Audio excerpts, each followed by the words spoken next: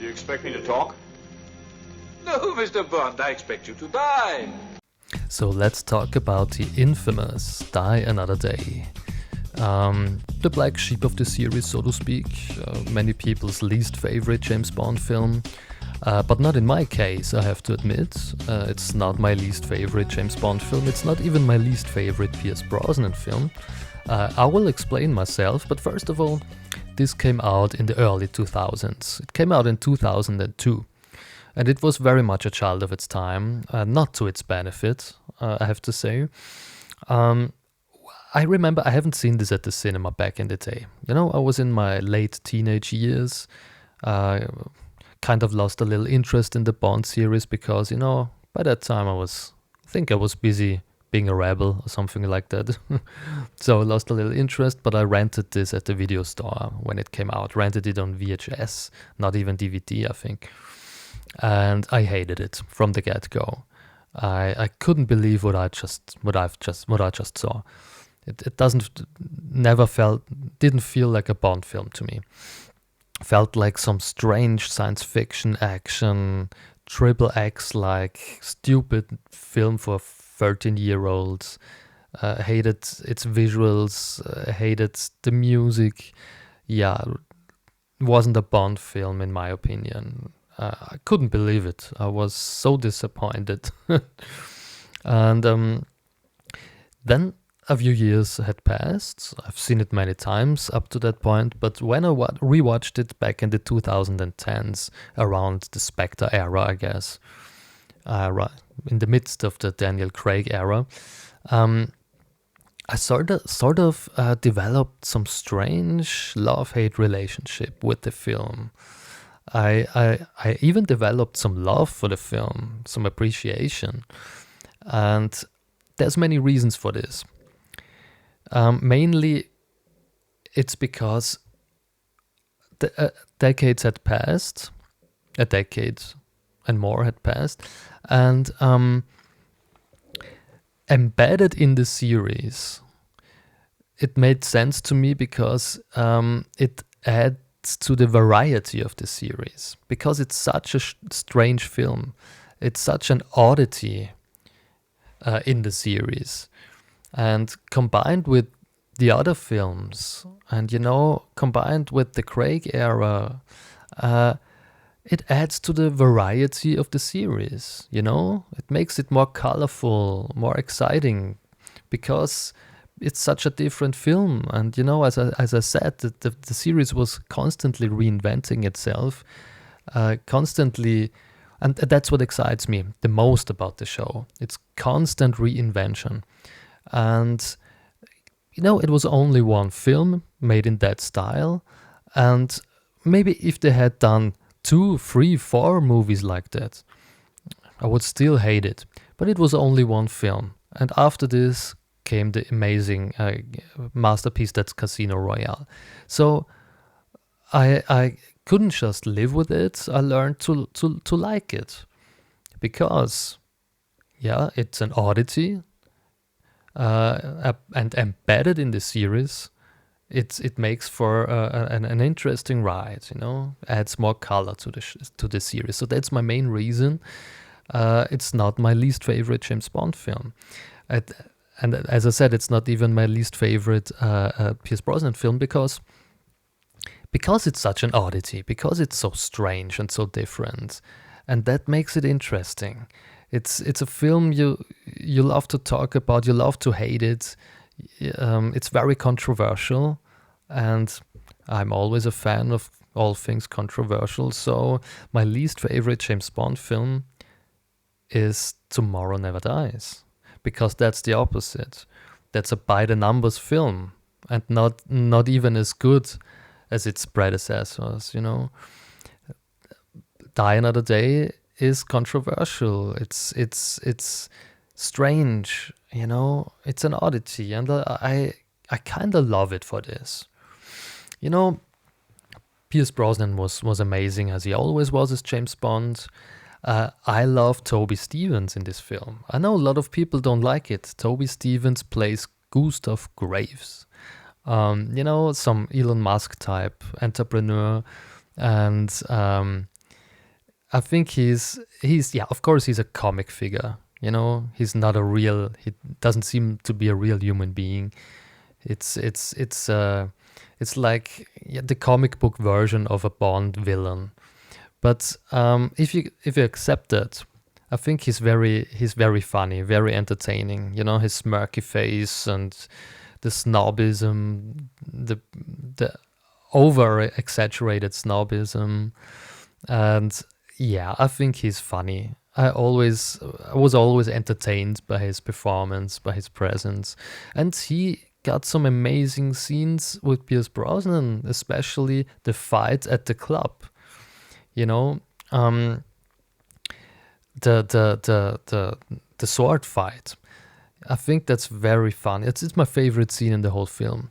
I think that's a very nice variation of the classic cat and mouse play between Bond and the villain. You know, in this case, it's not a golf mat game, you know, like it was with Goldfinger, or a horse ride like it was with Sorin.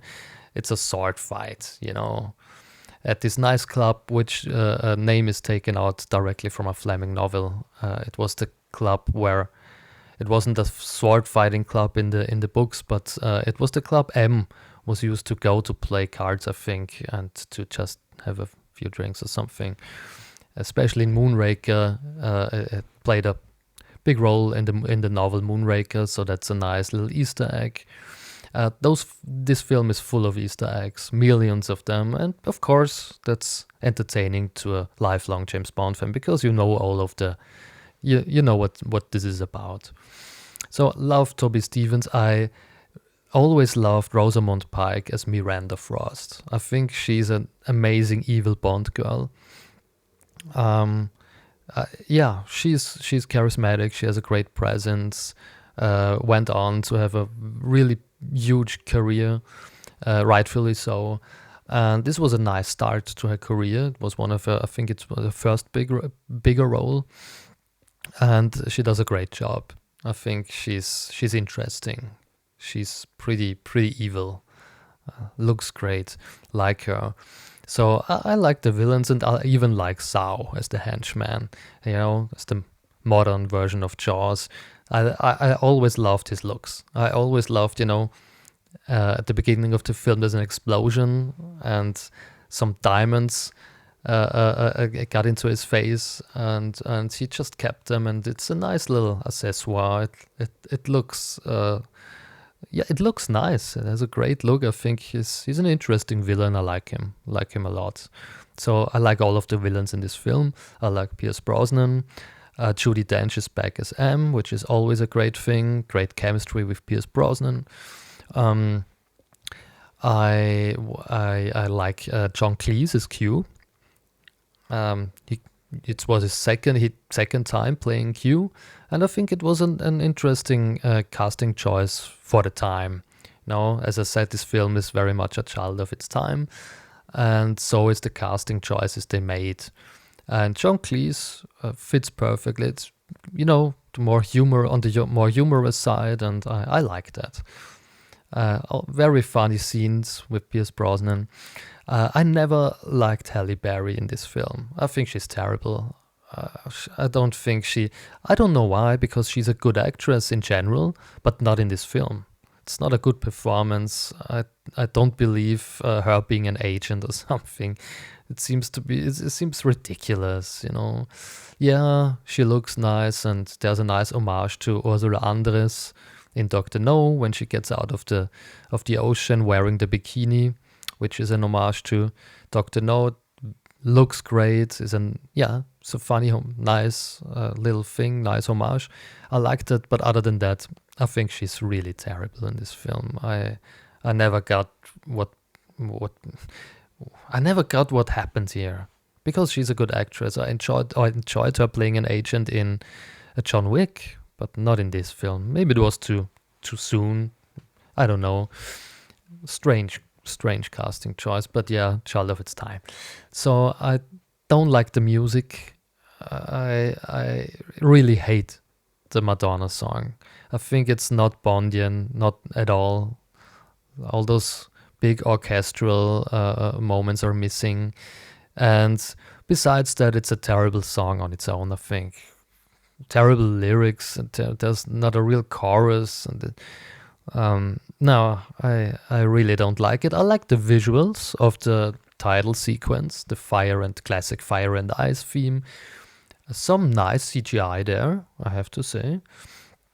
I like this. Yeah, I like the fire and ice thing, and I like the torture thing embedded in the visuals. I think that's great.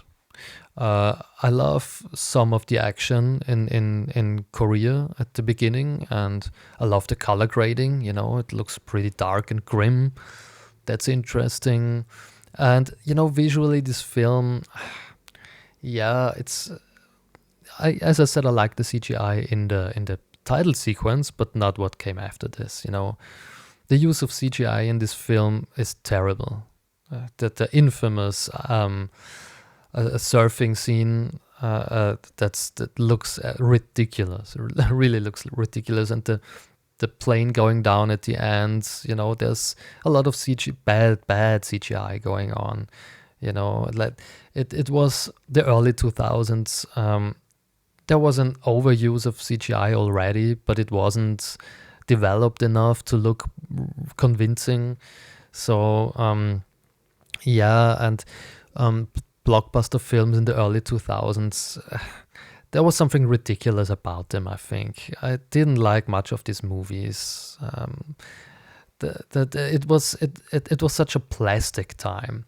Everything had to be futuristic, you know, and forward looking, and it's a new age, and the year 2000, millennium, and blah blah, and everything was so, I don't know, it's so stupid. and this film is again a child of this time. So yeah, the last 30 minutes of this film are almost unforgivable, you know. Gustav Graves wearing this ridiculous suit, and it looks like that's like Triple X or something. Some stupid science fiction action film made for 12-year-olds, and it never stops being stupid in the last 30 to 40 minutes.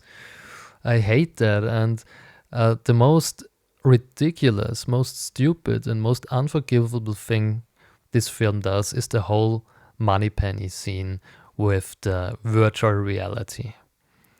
That's this is my least favorite scene in the whole Bond series.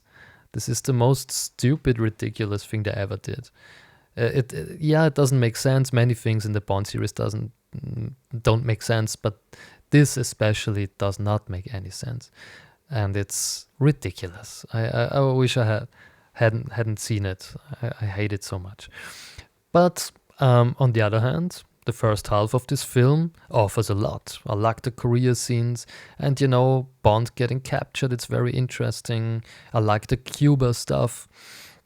I like especially the scene where Bond comes out of the ocean, you know, hadn't shaved in years, you know, straight out of being captured for, I don't know how long, a year or something. And, you know, in some sort of a pajama and walking into the 5-star hotel, look just like this, wet, soaking wet. And it's just your usual sweet, Mr. Bond. I love that. That's one of the best scenes in the whole series. I rewind it every time I watch it because it's so great. I even like the invisible car, the invisible Aston Martin. I think so a lot of people complain about it. It doesn't make sense, blah, blah, blah, blah. Yeah, none of those things ever made sense in the Bond series, you know. There was a flying car before. So that's an invisible car. I think it's a nice idea. I really enjoyed this. The car looks great. And there's an amazing car chase in Iceland, you know, with Bond and Sao. The car chase on the ice looks beautiful, beautifully shot. Yeah, some strange, some strange. How can I say this? There's some Matrix kind of things going on. You know, they do with the camera. I don't know what it's called right now. don't know the English word. Yeah, you know what I'm talking about. If you're a fan, you know what I'm talking about. But it's a beautiful car chase. I like it. It's a highlight of the film, I think. So I like the car. Yeah, like the villains, like some of the action. Like Pierce Brosnan as always. It's, as I said, it's not my least favorite James Bond film. It's it's one of the last 5 movies, but it's not my least favorite. It's not my least favorite Brosnan film, as I said. Yeah, so got some strange love-hate relationship with this film. And I guess the most important thing I have to say about this film is it's an interesting absurdity in the series. It's an oddity in the series, but embedded in the rest of the 24 films. Yeah, it makes the whole thing a little more, it adds to the variety of the series, makes it more colorful and more interesting. Yeah, guess that's what I have to say about Die Another Day. Thank you for listening. What do you think about the film? Guess you hate it, right? Subscribe, leave a comment, I would love that. Love you, love the Bond community, and see you soon.